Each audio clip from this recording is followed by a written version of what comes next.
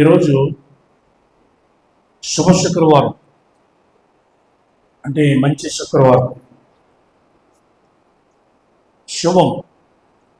లోకములో ఎవరైనా ఒక వ్యక్తి చనిపోతే అది వారి కుటుంబానికి అశుభం. దాన్ని బ్యాడ్ డే, షాడ్ డే అంటారు. కానీ యేసు ప్రభు దినాన్ని మాత్రము శుభము అన్నారు. అంటే సర్వలోకానికి ఇది శుభమును చేకూర్చేది. మానవులందరికీ రక్షణ సంకల్పాన్ని కలిగించింది. దేవుని స్తోత్రం. సమయంలో శుభ శుక్రవారం వచ్చినటువంటి సమగ్ర వివరణ కొంత టైం బట్టి నేను మీకు తెలియచేస్తాను. ప్రతి విషయాన్ని కూడా మనం చాలా జాగ్రత్తగా వినాలి, మనసును ఉంచుకోవాలి. దాన్ని ఎన్నడూ కూడా మనం మర్చిపోకుండా ఉండాలి, గుర్తు చేసుకోవాలి. క్రీస్తు శిలువ శ్రమలు, శిలువ మరణం గురించి 4 సువార్తలు తెలియజేస్తున్నాయి. మత్తయి, మార్కు, లూకా, యోహాను 4 కూడా రాశారు. చాలా విపులంగా వివరణగా రాశారు. శిలువ దగ్గర 7 అనే మాట ముందుగా చెప్తాను. మొదటి లెసన్ అది. మొదటి లెసన్ 7 ఎట్ ద క్రాస్. శిలువ దగ్గర 7 సంఖ్య. ఒకటి వన్ సేవియర్ అంటారు, అంటే ఒక రక్షకుడు. ఓన్లీ వన్ సేవియర్, ఒకే ఒక రక్షకుడు. మనుషులకి రక్షకుడు ఒక్కడే, ఆయన అద్వితీయుడు. రెండవది, శిలువ దగ్గర 2 నేరస్తులు మనకు కనబడతారు. 2 థీవ్స్, అంటే 2 దొంగలు. యేసుతో పాటు వేయబడినటువంటి 2 దొంగలు. మూడవది 3 క్రాసెస్, 3 సిలువలు. గొల్గొతా దగ్గర మనము 3 సిలువల్ని చూస్తాం. నాలుగవది 4 పీసెస్, అంటే 4 భాగములు. యేసయ్య వస్త్రాన్ని వాడు 4 భాగాలు చేశాడు, ఆయన వస్త్రాన్ని. ఐదవది 5 wounds, అంటే 5 గాయాలు. చేతుల్లో 2, కాళ్ళలో 2, ప్రక్కలో 1, 5 గాయాలు. ఆరవది 6 hours, 6 గంటలు. యేసు శ్రమపడినటువంటి కాలం, శిలువ మీద ఆయన బాధపడిన కాలం 6 గంటల శ్రమ. ఏడవదిగా చూస్తే 7 words ఆన్ ద క్రాస్. శిలువ మీద యేసు పలికిన 7 మాటలు. ఇది మొదటి లెసన్, ప్రసంగం. ఒకటి, ఒక రక్షకుడు అక్కడ కనపడతాడు మనకు. రెండవది 2 దొంగలు కనపడతారు, యేసుకు ఇరువైపుల వేయబడిన దొంగలు. తర్వాత 3 సిలువలు, యేసు, దొంగలు. నాలుగవది ఆయన వస్త్రము 4 భాగాలు చేపట్టాలి. ఐదవది 5 గాయములు. ఆరవది 6 గంటల శ్రమ. ఏడవది శిలువ మీద ప్రభు పలికిన 7 మాటలు. దేవుని స్తోత్రం. తర్వాత 2వ పాఠములో శిలువ వైపునకు పలకబడిన 7 మాటలు. 7 words టువర్డ్స్ క్రాసెస్. శిలువ వైపుకు పలకబడిన, అంటే యేసును చూస్తూ పలికిన 7 మాటలు కూడా మనం అక్కడ చూస్తాం. ఒకటి, మరి మీకు చదవటానికి టైం లేదు, నేను రెఫరెన్స్ చెప్తాను. మొదటిది, ఆ మార్గమున వెళ్ళుచున్నవారు పలికిన మాటలు. మత్తయి సువార్త 27:40 మనం చూస్తాం. వాడు ఏమన్నారు తెలుసా? ఆ మార్గం గుండా వెళ్ళేవాళ్ళు యేసు శిలువ వైపు చూస్తూ పలుచున్నటువంటి మాటలు. ఇప్పుడు దేవాలయమును పడగొట్టి 3 దినములోగా కడతానన్నాడు కట్టువాడా, నిన్ను నీవే రక్షించుకునము, నీవు దేవుని కుమారుడవైతే శిలువ మీద నుంచి దిగు అని అంటున్నారు. ఆ మార్గం గుండా కూడుతున్నవాడు యేసును అపహాస్యం చేస్తున్నారు. రెండవది మత్తయి సువార్తలోని 27వ అధ్యాయము 42వ వచనంలో శాస్త్రులు, పరిసయ్యులు, పెద్దలు పలుకుతున్న మాటలు ఏం పలుకుతున్నారు? వీడు ఇతరులను రక్షించెను, తన్ను తానే రక్షించుకొనడి. ఇశ్రాయేలు రాజు కదా, ఇప్పుడు శిలువ మీద నుండి దిగని కదా వాని నమ్ముదుమని యేసును హేళన చేస్తున్నారు. గమనించారు? ఎవరు వీళ్ళు? సామాన్యులు కాదు, శాస్త్రులు, పరిసయ్యులు, పెద్దలు. శాస్త్రులు అంటే ధర్మశాస్త్రాన్ని బాగా ఎరిగిన వారు, పరిసయ్యులు అంటే నిష్ట కలిగిన వారు, పెద్దలంటే ఆనాటి సంఘములో దేవాలయంలో పెద్దలు ప్రభుని హేళన చేస్తున్నారు. మూడవది, శిలువ మీద వేలాడబడుతున్న ఎడమవైపు ఉన్నటువంటి దొంగ ఏమంటున్నాడు? లూకాసు వార్తలో 23:39 అంటాడు, నీవు క్రీస్తువు కదా, నిన్ను నీవు రక్షించుకున్నాము, మమ్మను కూడా రక్షించమని చెప్పాను. నీవు క్రీస్తువు అయితే నిన్ను నీవు రక్షించుకో, మమ్మల్ని కూడా రక్షించు. నాలుగవది, యేసుతో పాటు వేలాడదీయబడిన నేరస్తుల్లో కుడివైపున ఉన్నటువంటి వాడు అంటాడు 42వ వచనంలో, యేసు నీవు నీ రాజ్యములోనికి వచ్చినప్పుడు నన్ను జ్ఞాపకం చేసుకొని పలుకుతున్నాడు. దేవునికి స్తోత్రం. ఐదవది, మార్కు 15:36 మనం చూస్తాం. ప్రభువారు అన్నారు, ఏలి లామా సబక్తాని అంటే వాడు అంటాడు, ఏలియా వీని దెబ్బ వచ్చనేమో చూద్దామనేను. ఏలియాని ప్రార్థన చేస్తున్నాడు, పిలుస్తున్నాడు, ఏలియా వీడిని దెబ్బ వస్తాడేమో చూద్దాం అంటాడు.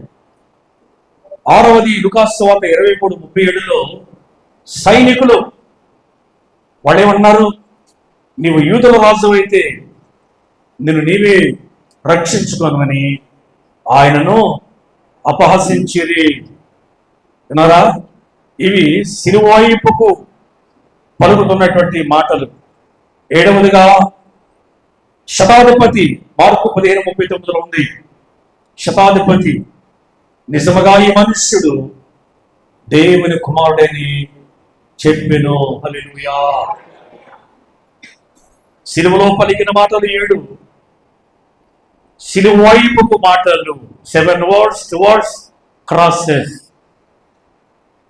7 words on the cross. అవి శిలువ మీద పలికిన మాటలు. తర్వాత మనం మాట్లాడతాం. ఇవి శిలువ వైపుకు పలుకుతున్నటువంటి మాటలుగా చూస్తున్నాం. శిలువ పైన యేసుతో క్రింద ఉండి పలుకుతున్న వారి మాటలేమి? ఆయన శిలువ మీద వేదన పడుతున్నాడు, రక్తాన్ని కారుస్తున్నాడు, దుఃఖిస్తున్నాడు, బాధపడుతున్నాడు. ఆ శిలువ మీద ఉన్న యేసును చూస్తూ క్రింద వారు పలుకుతున్న మాటలు. అయితే శిలువ నుండి యేసు పలికిన మాటల తర్వాత మనం ఒక్కొక్కరుగా మాట్లాడుకుంటాం కదా. ఇది 2వ లెసన్. 3వ లెసన్, 3వ పాఠము 3 crosses, 3 శిలువలు. మొదటి శిలువ దగ్గర 7 గురించి చెప్పాను. ఒకే రక్షకుడు, 2 దొంగలు, ఏంటి 4 భాగాలు, ఇవన్నీ చెప్పాను. రెండవది, శిలువైపుకు క్రిందున్న వాడు చూసి మాట్లాడుతున్న మాటలు. 3వ పాఠంలో 3 శిలువలు. 3 శిలువలు అంటే యేసు శిలువ వేయబడ్డాడు, ఇరువైపున 2 దొంగలు వేయబడ్డారు. ఇప్పుడు దాని గురించి నేను మాట్లాడలే. చరిత్రలో వాస్తవానికి చెప్పాలంటే కొరింథీయులకు రాసిన పత్రిక, మొదటి పత్రిక, మొదటి అధ్యాయము 17 నుండి 24 వరకు పౌలు భక్తుడు శిలువను గురించి చాలా అద్భుతమైన విషయాలు అక్కడ మాట్లాడాడు. ఇదంతా చదవటానికి మన టైం లేదు. ఆయన శిలువను గురించి సిగ్గుపడిన పాడు అంటున్నాడు. ఆఖరుగా మేము శిలువ వేయబడిన క్రీస్తును ప్రకటిస్తున్నామంటాడు. నేను వాక్చాతుర్యంతో మాట్లాడటం లేదు, శిలువ శక్తితో శిలువ జ్ఞానంతో మాట్లాడుతున్నానని ఆ వచనంలో ఉన్నటువంటి భావాన్ని ఆయన తెలియజేస్తున్నాడు. ఈ శిలువ విలువ తెలియనటువంటి వారు, అర్థం చేసుకున్న వారు అనేకులు ఇంకా ఈ లోకంలో అనేకులు ఉన్నారు. ఒకడు అన్నాడు, శిలువ మీద 3 మేకులు తీసుకుని లేనోడు మనుషుల్ని రక్షిస్తాడని విమర్శించాడు. 3 మేకులు తీసుకునేడా, ఆ 3 మేకులనే కనుక ఆయన తీసుకుని శిలువ మీద దించి దిగొచ్చేసాడు అనుకోండి, ఈరోజు నువ్వు నేను ఇక్కడ ఉండవు, నీవు నేను రక్షణ పొందవు. ఆడ అవివేకులు అమాయకత్వంతో మూర్ఖత్వంతో మాట్లాడతారు. అవి మనం పట్టించుకోకూడదు, వాటిని గురించి మనం ధ్యానించుకోకూడదు. మరణ శిక్ష అమలు చేయటం అనేది రోమీలు ఉపయోగించినటువంటి అనేక పద్ధతులు ఉన్నాయి. ఆ పద్ధతుల్లో శిలువ వేయటం, ఈ శిలువ వేయటం అనేది అత్యంతమైన నీచమైన, హేయమైన, కఠినమైన, ఘోరమైన ప్రక్రియ. వారు ఉపయోగించినటువంటి శిలువలు చాలా రకాలుగా ఉన్నాయి. చాలా శిలువను ఆ దినాల్లో ఉపయోగించారు. కానీ శిలువను వారు ఉపయోగించినటువంటి దారి వేరే. గ్రీకు లాటిన్ భాషలో కొన్ని మాటలు, ఒక 5 మాటలు చెప్తాను మీకు. అంటే 5 రకాలైనటువంటి శిలువలు బాగా గ్రహించండి. మీకు ఎవరు చెప్పరు, ఎవరు తెలియదు. వినండి. ఒక మాటను ఏమంటారు తెలుసా? క్రూక్స్ సింప్లెక్స్ అంటారు. ఒక శిలువలు క్రూక్స్ సింప్లెక్స్ అంటే నిటారుగా ఉండే ఒకే ఒక కర్ర, ఒకే ఒక కర్ర మీద కట్టి నేరస్తులను చంపే చట్టం రోమీలకు ఉంది. ఏంటిది? క్రూక్స్ సింప్లెక్స్, నిటారుగా ఉన్న కర్ర. రెండవది క్రూక్స్ కమిస్సా అంటే టీ ఆకారంలో ఉండే కర్ర. టీ ఎలాగుంటుంది? ఇలాగుంటుంది. టీ చదువుకున్న వాళ్ళు తెలుసు, ఇంగ్లీష్ అక్షరాలు తెలిసిన వాళ్ళు తెలుసు. టీ ఆకారంలో ఉండే కర్ర, అదొక శిలువ. ఒకటి నిలువుగా ఉండే కర్ర, దాన్ని క్రూక్స్ సింప్లెక్స్ అంటారు. రెండవది టీ ఆకారంలో ఉండే కర్ర, క్రూక్స్ కమిషా అని అంటారు. క్రూక్స్ కమిషా టీ ఆకారంలో ఉండేది. మూడవ శిలువ క్రూక్స్ డికస్సాటా అంటారు. గ్రీకు లాటిన్లో క్రూక్స్ డికస్సాటా అంటే ఇంటూ ఆకారంలో ఉంటుంది. అది ఎలా ఉంటుంది? ఇంటూ ఆకారంలో ఉండే శిలువ. ఇన్ని రకాలుగా మరణ శిక్షణ వాళ్ళు ఉపయోగించారు. తర్వాత ఇంకోటి క్రూక్స్ పెట్రాస్ అన్నారు. ఇంకోటి క్రూక్స్ పెట్రాస్ అంటే ఇది పేతురులు వేసినటువంటి శిలువ, తల్ల క్రిందులు శిలువ. It was a symbol of Saturn. ఇది సైతానికి గుర్తు. అర్థమైందా? ఎలాగది? పేతురు ఏం కోరారు? నా ప్రభువును సిలువేసినట్లుగా నన్ను వేయద్దు, నన్ను తల్ల క్రిందులుగా సిలువ వేయమని ఆయన కోరాడు. ఎన్ని సిలువుల గురించి విన్నాం మనము? 4 అవి చెప్పాను నేను. 1 నిటారుగా ఉండే కర్ర, 2 టీ ఆకారంలో ఉండే కర్ర, 3 ఇంటు ఆకారంలో ఉండే కర్ర, 4 అడ్డకర్ర, నిలువు కర్ర. ఏ కర్రది? ఇమ్మెస్సా. క్రూక్స్ సిమాస్ అంటే అడ్డకర్ర, నిలువు కర్ర. యేసు ప్రభువుని అయితే ఏం చేశారు? అడ్డకర్ర, నిలువు కర్ర. 5వది క్రూక్స్ పెట్రాస్, తల క్రిందులు, మీదది కిందకి, కిందది మీదకు, తల్ల క్రిందులకి వేసే శిలువ. ఈ విధమైనటువంటి వాటిని ఆనాటి రోమ ప్రభుత్వం వాడేవారు. తర్వాత శిలువ భుజంపై మోయటము యేసయ్య భారమైన శిలువతోనే ప్రారంభమైంది. యేసుకు ముందు ఎంతమంది శిక్ష విధించబడినా ఎవరిని కూడా శిలువను మోయించలేదు. ఈ భారాన్ని మోయించే పద్ధతిని యేసుతోటే ప్రారంభించారు. అంతకుముందు ఒకే ఒక అడ్డకర్ర ఈ రెండు పుస్తకాల మీద పెట్టి మోయించేవారు. ఒకటే కర్రది, కానీ అడ్డకర్ర నిలువు కర్ర భారాన యేసు మాత్రమే మోసాడు. యేసయ్య శిలువ. నిజానికి శిలువ వేయటం అంటే మేకును దిగగొట్టడం కాదు. యూదామత నాయకులకు ఆయనపై ఉన్న కోపం, పగ వల్ల, ద్వేషం వల్ల కొత్త పద్ధతిని వాళ్ళు ప్రారంభించారు. సిలువేసినప్పుడు చేతులు కట్టేవాళ్ళు, కాళ్ళు కట్టేసేవారు. నేరస్తుల్ని అదే చేశారు. కానీ యేసును మాత్రం ఏం చేశారు? బ్రేకులు వేశారు. కారణం వాడు పగ, వాడు ద్వేషం. వీడు మన చాలా బాధ పెట్టాడు కనుక వీడిని కఠినంగా చంపాలి. మామూలుగా కాళ్ళు చేతులు కట్టేసి తర్వాత కాళ్ళు చేతులు విరగొట్టి చంపడం కాదు, బ్రేకులు కొట్టాలి. వాడి శరీరంలో మీకు రక్తం అంతా కూడా భూమి మీద కారిపోవాలి. ద్వేషం, అసూయ, పగ, వాడు ఏ పగతో చేసినా కానీ అది దేవుని చిత్తం. ఆయన రక్తం అంతా కూడా భూమి మీద ఒలకాలి, కారాలి. ప్రతి రక్తపు బొట్టు మనిషి కొరకాయ చిందించబడాలి. దేవుని స్తోత్రం, హల్లెలూయా. దేవుని శిలువ మార్గం అనే మాటను లేఖంలో వయా డొలరస్ అన్నారు. వయా డొలరస్ అంటే దాని అర్థం ఏంటంటే దుఃఖపు మార్గము లేక శ్రమ మార్గము. Way of suffering, way of grief. శ్రమ, దుఃఖం. శిలువ ధ్యానము భయంకరమైనది. ఆయన శిలువ పడిన శ్రమ అంతంత ఇంత కాదు. వాస్తవానికి రాత్రి కాపులో ఒక వీడియో నేను చూశాను. ద ప్యాషన్ ఆఫ్ క్రైస్ట్ అనేటువంటి సినిమాని ఇంగ్లీష్లో తీశారు ముందు. అది అన్ని భాషల్లో డబ్బింగ్ అయింది. ప్రపంచవ్యాప్తంగా చాలా హిట్ అయింది. అందులో యేసుక్రీస్తు వేషాన్ని నటించినటువంటి ఆయన, ఆ సినిమా తీసినటువంటి డైరెక్టర్ ఈ సినిమ మొయ్యటము, కొడా దెబ్బలు రియల్గా ఉండాలి అన్నాడట ఆయన. అందుకని ఇనప కుంకులతో చేశారట కొరడా. యేసు ప్రభు కొరడా 3 గుర్తులుగా ఉంది, గాలపు ముళ్ళులాగా ఉంటాయి. ఒక కొడాను కొట్టినప్పుడు అది మాంసంలోనికి శరీరంలో దిగిపోయి లాగినప్పుడు ఆ మాంసం చిల్లలుగా ముద్దల ముద్దలుగా చీల్చుకుంటూ బయటకు వచ్చేది. అంత ఘోరమైంది. ఆ విధంగా అటువంటి కోడాతో కొట్టాలి అన్నప్పుడు మరి అలా కొడితే చచ్చిపోతాడు కదా. అందుకని ఈయనకేం చేశారు?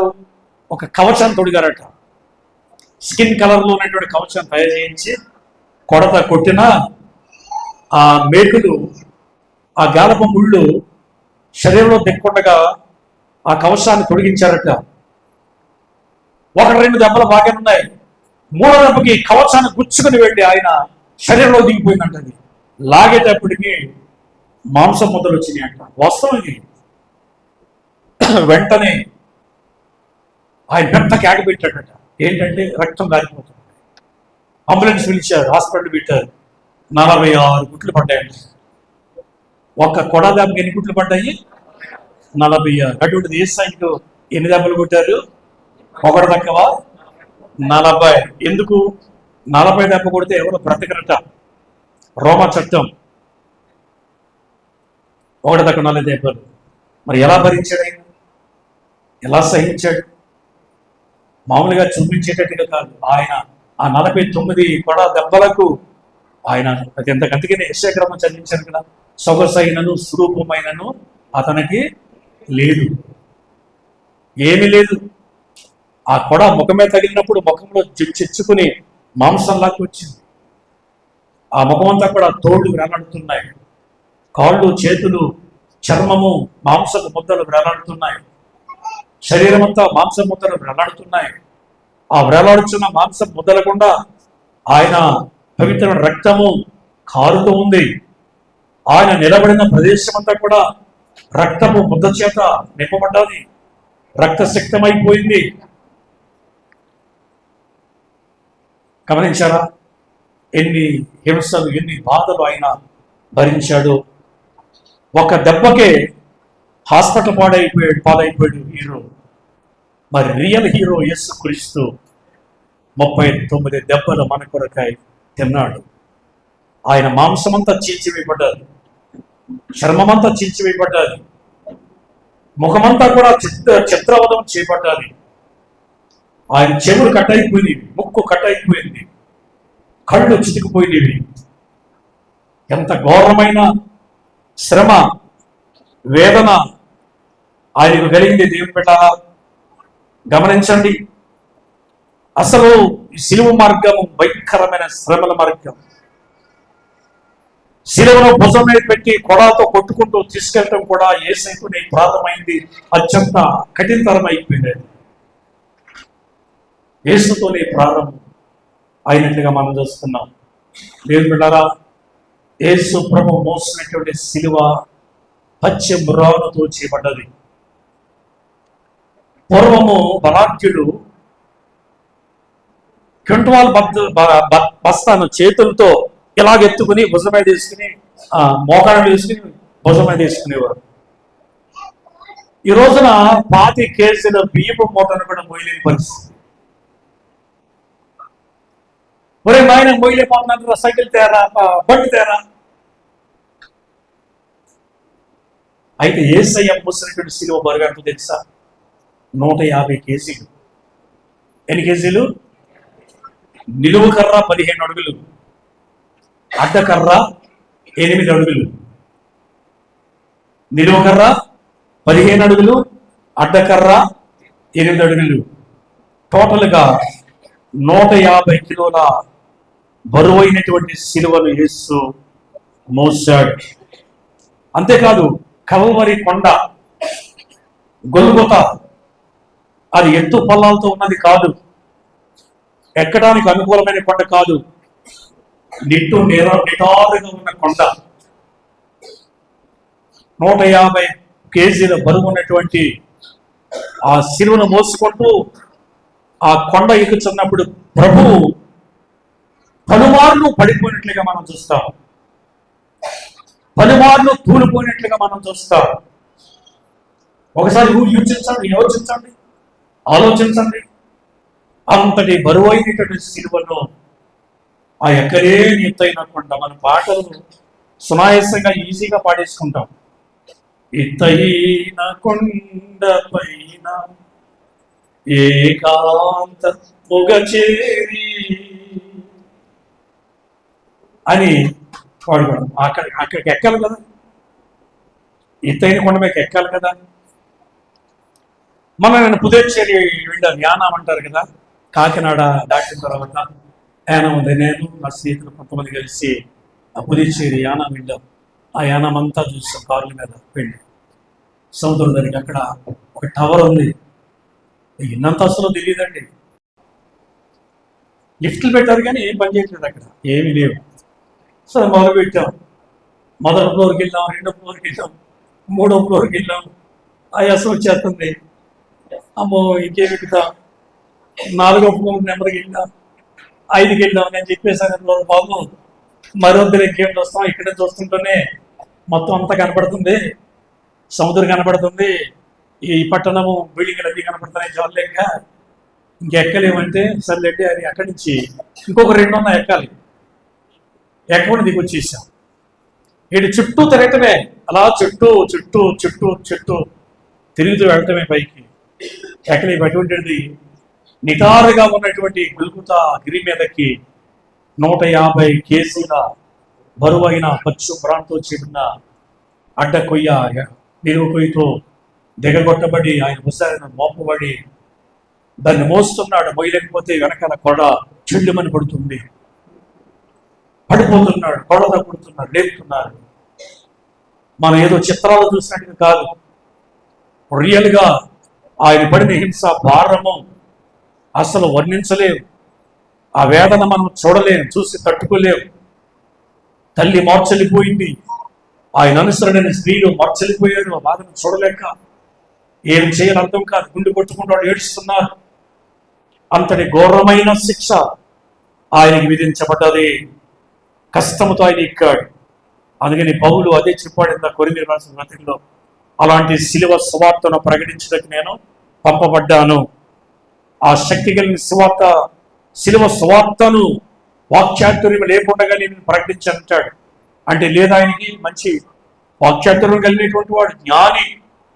పండితుడు, వేదాలు పఠించినవాడు, ధర్మశాస్త్రం ఎరిగినవాడు.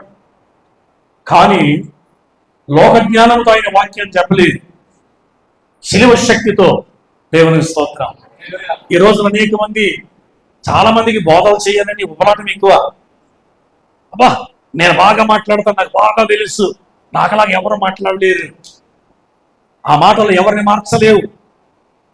నిన్ను నీవు లోకానికి ప్రదర్శించుకోవడం నువ్వు మాట్లాడితే నీ మాటలు పొల్లవి, అవి ఎవరికి లాభం కాదు. పౌలు శిలువ శక్తిని గురించి మాట్లాడుతున్నాడు. శిలువ శక్తిని బట్టి సువార్త నేను ప్రకటించన్నాడు. ఏ బోధకుడైనా, ఏ సేవకుడైనా ఆత్మ జ్ఞానముతో, ఆత్మ నడిపింపుతో మాట్లాడినప్పుడే ప్రజలు బలపరచబడతాడు. పౌలు అలాంటి బోధలు చేయలేదు. వాక్చాతుర్యంతో, మాట నేర్పలతో ఆయన బోధలు చేయలేదు.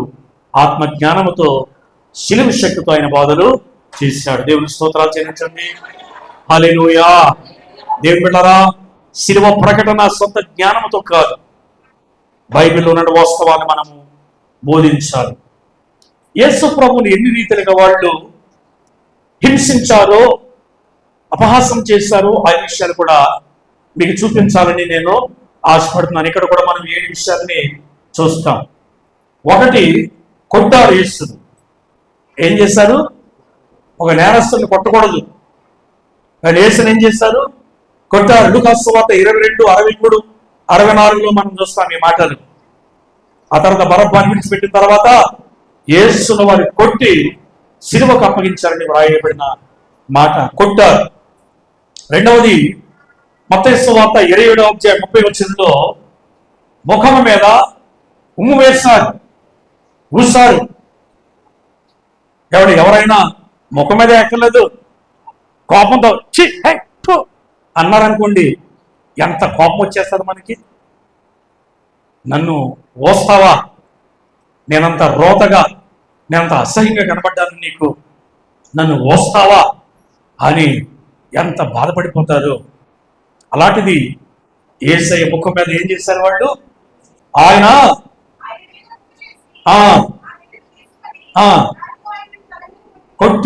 కొట్టారు, ముఖం మీద ఉమ్మును పూస్తారు. నిన్న చదవము యెషయా గ్రంథము 56వ వచనం ఏం చూస్తాం మనము? ఆయన వెంట్రుకలు పెరిగివేయి వాడికి తను చెంపనిచ్చాడట. ఆయన గడ్డను ఏం చేశారు? గడ్డం పట్టుకుని పెరికివేశారు. ఆ గడ్డ ఉన్నటువంటి వెంట్రుకలను పెరికివేశారు, లాగివేశారు. ఎంత అమానుష్యమైన కార్యం ఇది. యేసు గడ్డము పట్టుకుని పెరికివేశారు. నాలుగవది, మత్తయి సువార్త 27, 26లో కొడాలతో కొట్టారు.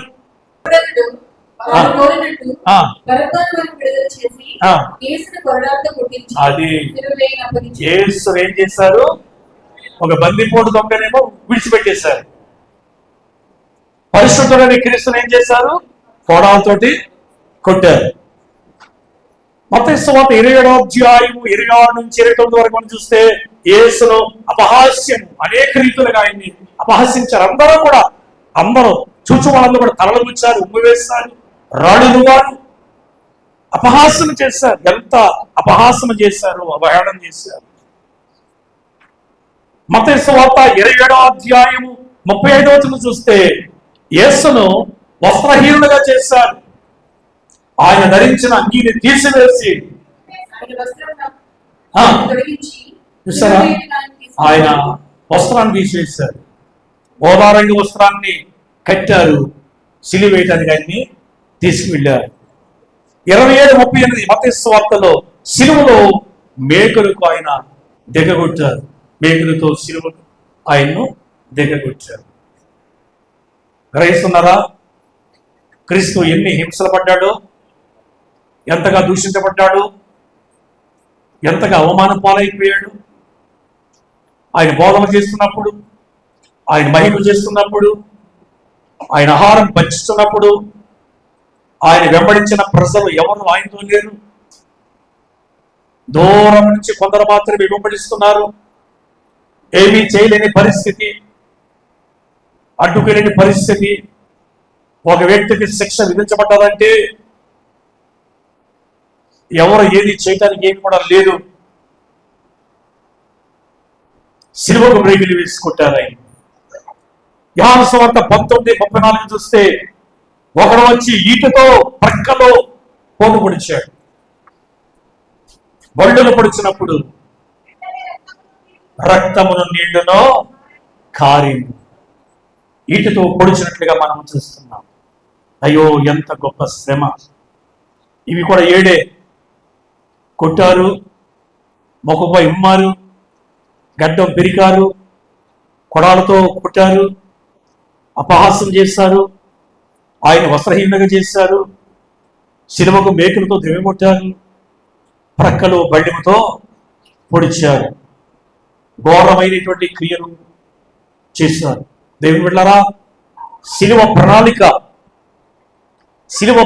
ఏంటో తెలుసా? Purpose of the cross or plan of the cross ఏంటి? శిలువ పర్పస్ ఏంటి? ఆ ఉద్దేశం ఏంటి? ఆ పథకం ప్లాన్ ఏంటంటే, ఒకటి రక్షణ, సాల్వేషన్, రెండవది విడుదల, డెలివరెన్స్. శిలువ ప్రణాళిక అదే, రక్షణ, విడుదల. మూడవది సాతానును ఓడించుట, సాతాన్ని ఓడించుట. యేసు శిలువలో సాతానును ఓడించినట్లుగా మనం చూస్తున్నాం. దేవుని స్తోత్రాలు చెల్లించండి. యేసు మన కొరకై పడిన భారము, బాధలు, తర్వాత శిలువ ప్రభావము. ఏ శిలువ ప్రభావం చూపించదో తెలుసా మీకు? అంటే శక్తి, పవర్ ఆఫ్ ద క్రాస్, దేవుని శక్తి. దాన్ని డివైన్ పవర్ అంటారు, ఆధ్యాత్మిక శక్తి. రెండవదిగా మనం చూస్తే దేవుని జ్ఞానం, డివైన్ విజ్డమ్. శిలువలో దేవుని శక్తి ఉంది, శిలువలో దేవుని జ్ఞానం ఉంది. అది తాత్కాలికమైనటువంటి ప్రణాళిక కాదు, శాశ్వతమైన ప్రణాళిక. యేసు చేసిన త్యాగం మనకు ఎంతవరకు తెలుసు అంటే, యేసు ప్రభు దేవుడు మనుషుల కోసం వచ్చాడు, పాపాల కోసం చనిపోయాడు, అదే తెలుసు మనకు. ఆయన చేసిన త్యాగములో దాగిన ప్రణాళిక, శక్తి, ప్రభావాలు ఎంత గొప్పవో వాక్యాన్ని పరిశోధన చేస్తే మనకు తెలుస్తుంది. శిలువ ప్రభావం, దేవుని శక్తి, దేవుని జ్ఞానం. మనం 3 శిలువల గురించి చూసాం కదా. ముందు 5 శిలువలు చూసాం. కానీ కల్వరి కొండ మీద ఎన్ని శిలువలు మనకు కనబడుతున్నాయి? 3 కనబడుతున్నాయి. 3 శిలువలకు వచ్చినటువంటి వివరణ కొంత మీకు తెలియజేస్తాను, కొంచెం టైం ఉంది కాబట్టి జాగ్రత్తగా వినండి మీరు. ఆయన కుడి వైపున ఒకడు, ఎడమ వైపున ఒకడు శిలువ వేయబడ్డాడు. చరిత్ర ప్రకారంగా చూస్తే వీళ్ళిద్దరు కూడా నేరస్తులు. వారు ఘోరమైన క్రియలు చేశారు కనుక ఘోరమైన ప్రతిఫలాన్ని వాళ్ళు పొందుకుంటున్నారు. ఎడవైపు ఉన్నటువంటి నేరస్తుడు యూదుడట. చరిత్ర చెప్పేది. ఎవడు వాడు? యూదుడు. గెస్తాస్ అంటే అతని పేరు. ఏం పేరు? విశ్వాసం కాదు, గెస్తాస్. గెస్తాస్ అది దీనికి అర్థం ఏంటంటే కఠినపరచబడిన వాడు అని అర్థం. వాడు హృదయం కఠినమైంది. అందుకే, ఏమయ్యా నువ్వు దేవుని కుమారుడు అయితే నీవు రక్షించుకో, మమ్మల్ని కూడా రక్షించు అని కఠినంగా మాట్లాడాడు. గెస్తాస్. వీడికి ఇంకా పేర్లు ఉన్నాయి, డిమేకస్, జోకా, నిసిమస్ అని చరిత్ర చెప్తుంది. యూదుడికి ఒక పేరు కాదు, 4-5 పేర్లు ఉండేవి. ఆ విధమైనటువంటి వాడు వీడు యూదుడు. కుడివైపు ఉన్నటువంటి వాడు ఎవరు తెలుసా? గలిలయుడు అంటే వాడు. గలిలయుడు అంటే అన్యుడు. అతని పేరు డిస్మాస్. డిస్మాస్ అనే మాటకు అర్థం ఏంటంటే కురుంగుచున్న సూర్యుడు అని అర్థం. కురుంగుచున్న సూర్యుడు. ఇతను ఇంకా కొన్ని పేర్లు ఉన్నాయి. టైటస్ అని పేరు, మత్తియస్ అని పేరు, జస్టిస్ అని పేరు, డీమస్ అని చరిత్ర చెప్తుందన్నమాట. కురుంగుచున్న సూర్యుడు వాడు కఠినపరచబడిన మనసు కలిగిన వాడు, యూదుడు. డిస్మస్ అనేవాడు అన్యుడు. గలిలయుడు తన మనసు కృంగింది. అన్యుడేమంటున్నాడు?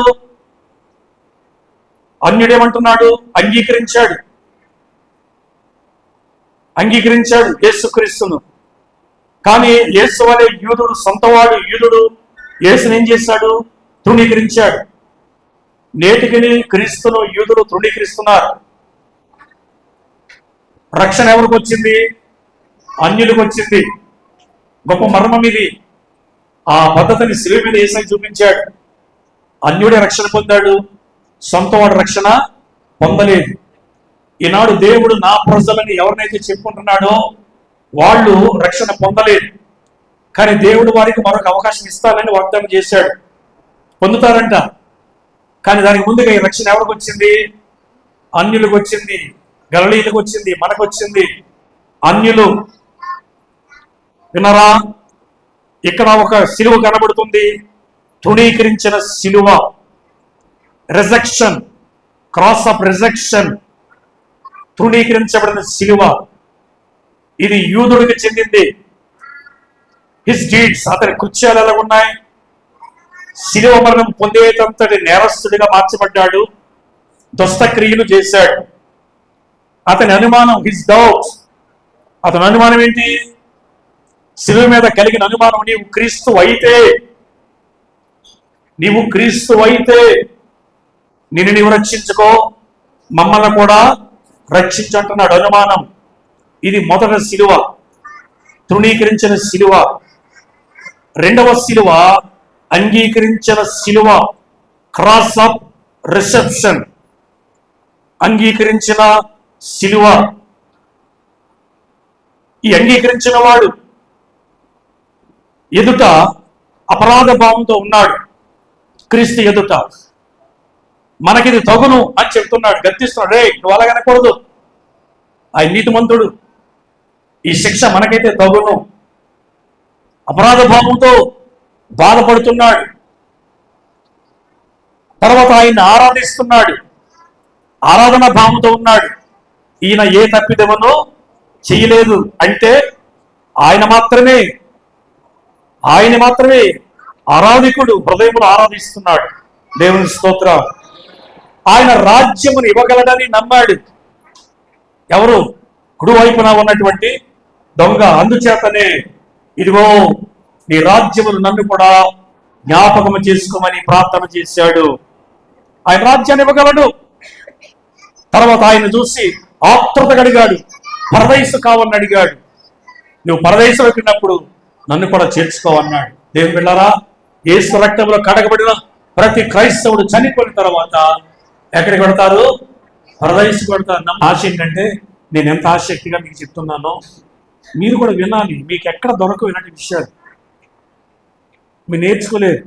మన దొరికే పోతానంటే యేసుప్రభు వచ్చాడు, కన్యమరి గర్భాన్ని పుట్టాడు, 33 సంవత్సరాలు బతికాడు, శిలువ మీద మరణించాడు, చనిపోయాడు, సమాధిలో తిరిగి లేచాడు, ఆయన మరలా వస్తాడు, ఆయన వచ్చినప్పుడు నన్ను తీసిపోతాడు. అదే ఇంకేమి తెలియదు. కొంతమందికి అవి కూడా తెలియవు. నువ్వు ఎందుకు నమ్ముకున్నావంటే, ఏమో నాకు తెలియదండి, మా అమ్మ నమ్మకం ఉంది, నేను నమ్ముకున్నాను. అయ్యో, అమ్మ నమ్మకం అంటే, అమ్మ బాప్తిసం పొందమంటే, అమ్మ చర్చకి రమ్మంటే చేసేవాళ్ళు ఎప్పుడు కూడా స్థిరంగా, నిలకడగా, ఆకరవుగా ఉండలేరు. అర్థమైందా?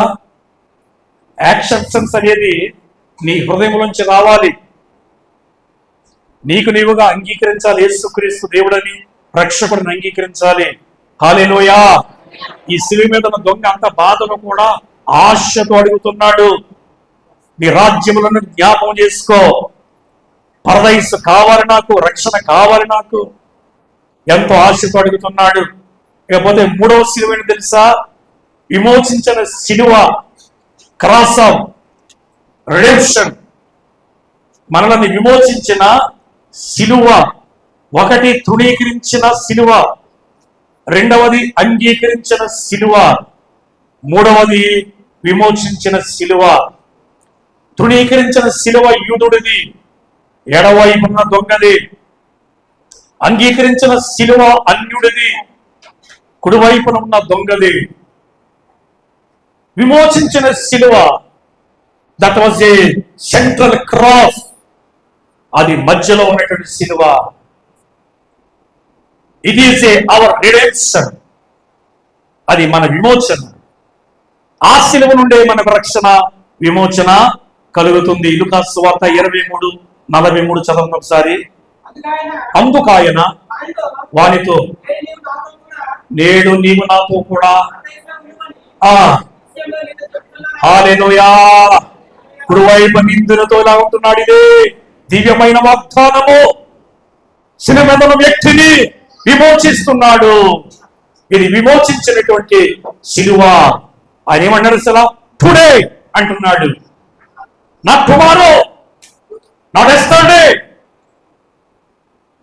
రేపెల్లుండి కాదు, నేను కాదు అంటాను. టుడే, టుడే, నేడు. దేవుని బిడ్డ రక్షణ అత్యంత అవసరం. ఆలస్యం చేస్తే కుదరదు. రెండవది నీవు అంటున్నాడు. నీవు, దో, యు సాల్వేషన్ ఇస్ పర్సనల్. రక్షణ వ్యక్తిగతమైంది. అమ్మ తింటే బిడ్డకి కడుపు నిండదు, బిడ్డ తింటే తల్లిదండ్రులకు కడుపు నిండదు. రక్షణ వ్యక్తిగతమైనది. నీవు అంటున్నాడు. మీరు అనలేదు. ఒకటి మీరంటే మనందరూ నమ్ముకోకుండా రక్షణ వచ్చేసి నీవు అంటున్నాడు. తర్వాత నాతో కూడా, విత్ మీ. ఆ రక్షణ ఆయన మాత్రమే ఇవ్వగలిగింది. నాతో కూడా. రక్షణ యేసు సొంతం. రక్షణ ఇచ్చేది యేసే. ఈ లోకంలో ఎవడు రక్షణ ఇవ్వలేడు. క్రీస్తు మాత్రమే అందరికి సంరక్షణ, రక్షణ ఇవ్వటానికి సమర్థత కలిగిన వాడు. దేవుని స్తోత్రాలు చెప్పండి. నాతో కూడా అంటున్నాడు. తర్వాత పరదైసులో ఉంటావు. అది యేసు ఉండే స్థలం. రక్షించబడిన వారు కూడా మరణానంతరము పరదైసులో ఉండాలని దేవుని యొక్క ఆశ. అందుకనే క్రీస్తునందు మృతులైన వారిని గురించి మనం దుఃఖించకూడదు. క్రీస్తులో చనిపోయిన వారు ఎక్కడికి వెళ్ళారు? పరదైసుకి వెళ్ళారు. పరదైసు ఎవరిది? యేసు స్థలము. యేసు ఉండే స్థలం. దానికి ఇంకొక పేరు అబ్రహాము రూమ్ అని పేరు ఉన్నది. వారు నిత్య విశ్రాంతులు ఉన్నారు, ఆనందిస్తున్నారు, సంతోషిస్తున్నారు. కనుక మనం కూడా మరణించిన తర్వాత ఎక్కడికి వెళ్ళాలి? యేసు దగ్గరకు వెళ్ళాలి. దేవుడికి స్తోత్ర. ఇప్పుడు ఎన్ని విషయాలు చెప్పుకుంటూ వచ్చాను తెలుసా మీకు? ఒకటి, ఒకే రక్షకుడు, 2 నేరస్తులు, 3 సిలువలు, వస్త్రాలు 4 భాగాలు, 5 గాయాలు, 6 గంటలు, 7 మాటల గురించి చెప్పారు. 2వ లెసన్లో మార్గముగా వెళ్ళేవాడు యేసును దూషించారు. శాస్త్రులు, పరిసయ్యులు, పెద్దలు యేసును దూషించారు.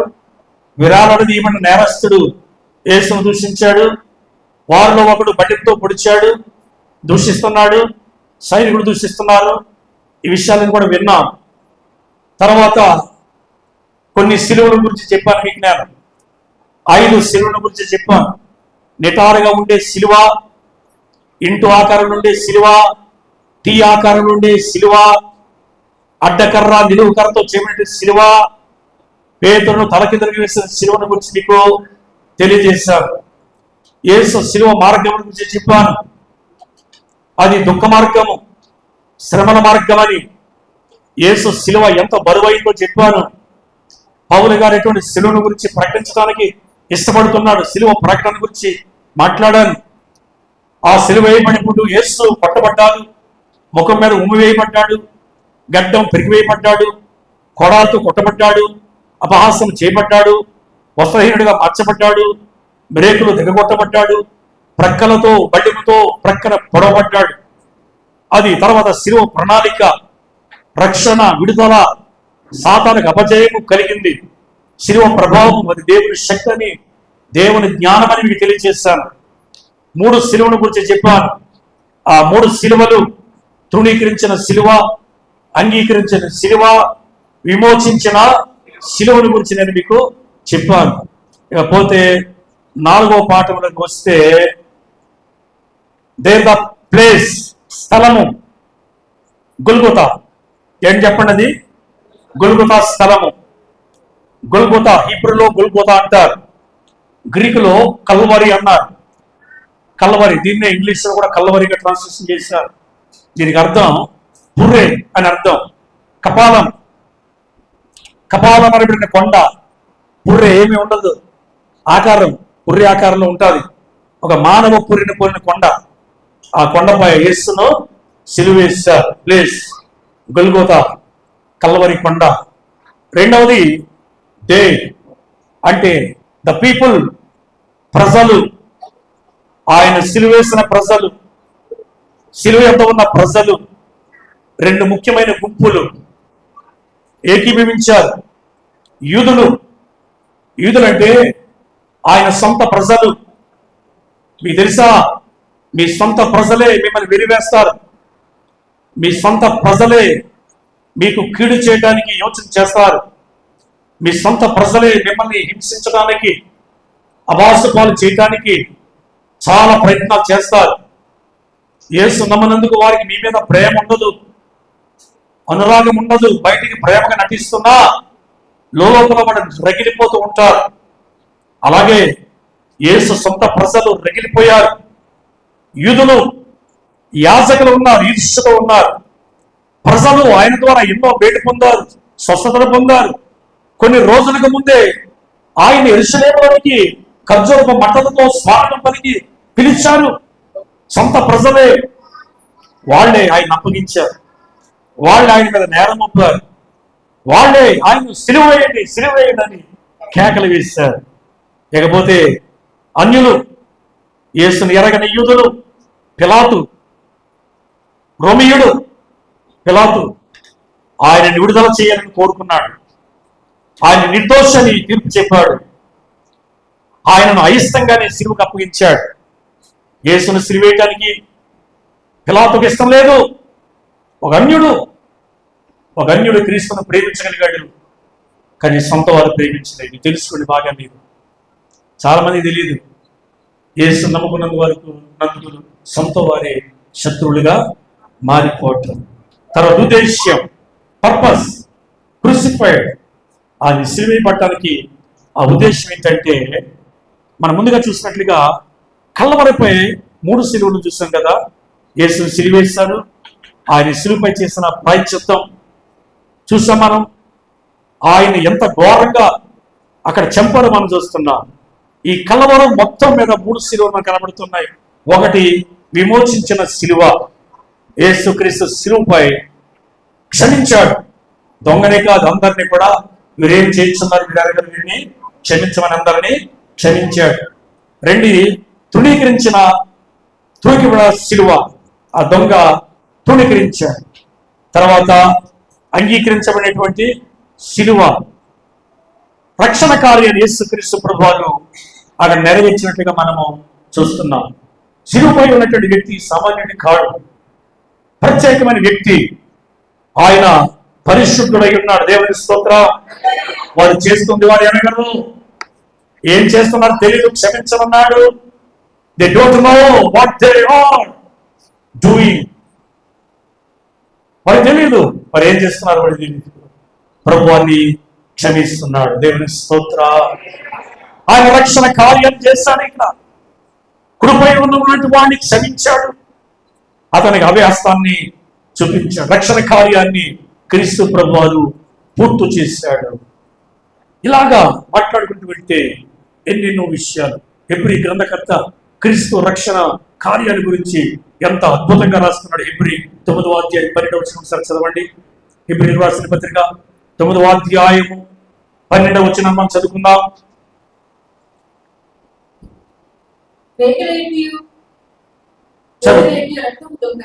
ఏంటది? మేకల యొక్కయు కోడెల యొక్కయు రక్తముతో కాక తన స్వరక్తముతో ఒక్కసారి పరిశుద్ధ స్థలంలో ప్రవేశించిన ఎవరైనా యేసుక్రీస్తు గనక ఇప్పుడు మన పాపాలను పోగొట్టుకోవడానికి మేకలను, కోడెలను, గొర్రెలను వధించవలసిన పని లేదు. ఇప్పుడు అన్యులు ఏం చేస్తారు, మంగళవారం నల్ల కోడిని పట్టుకెళ్తున్నారు. ఇప్పుడే నల్ల కోడి దొరకలేదు, ఫారం కోడి పట్టుకుని వెళ్ళిపోతున్నారు. ఇప్పటికే ఆ కోడిని పేకపోసేస్తున్నారు. మన కోడిని అక్కడ దేవుడికి దేవతకి ఇస్తున్నారా? లేదు, దాని బుర్రేమో నువ్వు దేవత నువ్వు తినేసే బుర్ర దాన్ని పడేస్తున్నారు. కోడిని తెచ్చి ఏడు తినేస్తున్నారు. వింటున్నారా? ఆ రక్తాన్ని భూపాలు చేస్తున్నారు. కనుక ఆ రక్తము ద్వారా మనిషి పాపాలకి విమోచన కలగదు. ఒక్క మారి తన స్వరక్తము చేత ఆయన ప్రవేశించినట్లుగా మనం చూస్తున్నాం. హల్లెలూయా. 8వ అధ్యాయం 3వ వచనం చదవండి. హెబ్రీ 8:3 ప్రధాన యాజకుని కార్యాన్ని పూర్తి చేసి ప్రధాన యాజకుడు అర్పణలను బలి అర్పించడానికి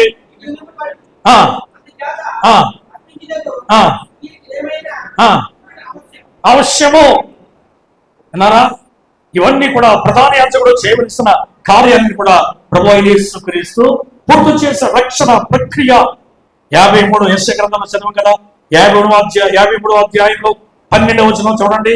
మనం చదివినటువంటి భాగములో 53:12 వ్రాయబడిన మాట, కావున గొప్ప వారితో నేను అతనికి పాలు పంచిపెట్టెదను, గనులతో కలిసి అతడు కొల్ల సొమ్ము విభాగించబడును.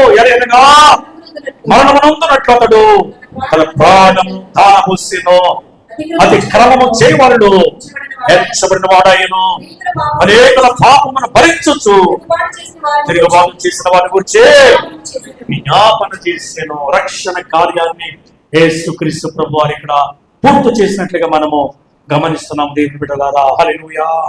అద్భుతం. క్రీస్తును గురించినటువంటి సంగతులు అద్భుతములు. యేసు శిలువ మరణాన్ని పొందటం అంటే సామాన్యమైనటువంటి విషయము కాదు. కలవరి శిలువలో ఆయన చేసిన త్యాగము అమోఘమైనది, అద్భుతమైనది. వాటన్నిటిని కూడా ధ్యానించుకోవటానికి సర్వలోకానికి దేవుడు ఈ రోజును నియమించాడు. మనం కూడా చిన్న సంఘముగా కూడుకుని ఆ క్రీస్తు మన కొరకు చేసిన రక్షణ కార్యాన్ని గురించి ధ్యానం చేసుకోవడానికి కృపను ప్రభు మనకు అనుగ్రహించాడు. దేవుని స్తోత్రం. హల్లెలూయా. ఒక్క విషయాన్ని సరే మీరు గుర్తుపెట్టుకోండి, జ్ఞాపం చేసుకోండి. ఆ ఒక్క మాటను బట్టి ప్రభు సన్నిధికి వెళ్ళినప్పుడు కన్నీటితో మీరు ప్రార్థన చేయండి. అప్పుడు రక్షణ దేవుడు మీకు సమృద్ధిగా ఆనందిస్తాడు. దేవుడు తన లేఖను దీవించి ఆశీర్వదించును గాక. ఆమేన్. చిన్న ప్రార్థన చేస్తాం. తల వంచండి. పరమ తండ్రి, నీకు వందనాలు. దేవుని దాసుడైన నిలబెట్టి లేఖనాల నుంచి అనేకమైన సత్యాలు నీ బిడ్డలకు తెలియచేయడానికి నీవు ఇచ్చిన కృపను బట్టి స్తోత్రాలు చెల్లిస్తున్నాను. ఎన్నో సంగతులు నేర్చుకున్నాను. నీ బిడ్డల వాటిని తెలుసుకుని వాటి ప్రకారంగా తమ జీవితాలని నీకు సమర్పించుకుని నీ మార్గంలో సాగిపోవడానికి కృప ఇచ్చి ముందు జరగబోతున్న కార్యాన్ని దీవెనకరంగా జరిగించండి. యేసు నామములో ప్రార్థన చేస్తున్నాము తండ్రి. ఆమేన్. హల్లెలూయా.